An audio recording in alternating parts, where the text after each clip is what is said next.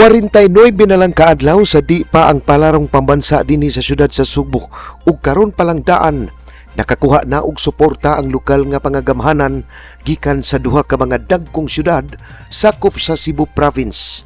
Sa nakalamayng semana, usa ka coordination meeting nga gipatawag ni Governor Gwen Garcia tali sa Tri-Cities ang gitambungan ni acting Mayor Raymond Alvin Garcia, kauban nilang Mayor Jonas Cortez sa Mandawi ug Mayor Junard Ahong Chan sa Lapu-Lapu City.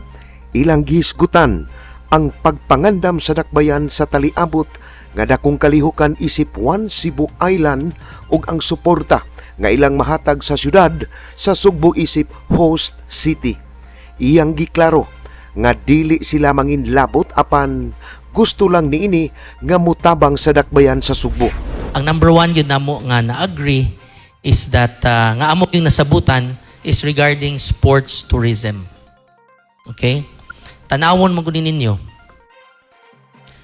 When you have around 20,000 athletes and their families combined come to Cebu City, can you imagine the potential of the tourism that it will bring not only to Cebu City but the entire province of Cebu? Diba? So, diha ang among coordination and cooperation. Ang suporta nga gipakita sa ubang LGUs gikalipay sa acting mayor tungod kay mapalambo kini sa sports tourism sa dakbayan ug sa lalawigan. Asa man sa padong? Gusto na sila mag-adto sa Oslob kay mutan-ag sharks. Gusto na sila mo-adto og Bantayan kay magligo og dagat, for example, or Camotes, or places outside the city of Cebu. Lapu-Lapu, nga beaches nila dito, di ba? So, diha ang among kasabutan nga, can we have a package?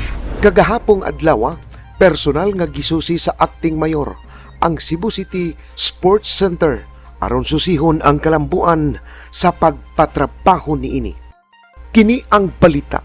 Ray Pasaporte, Cebu City News.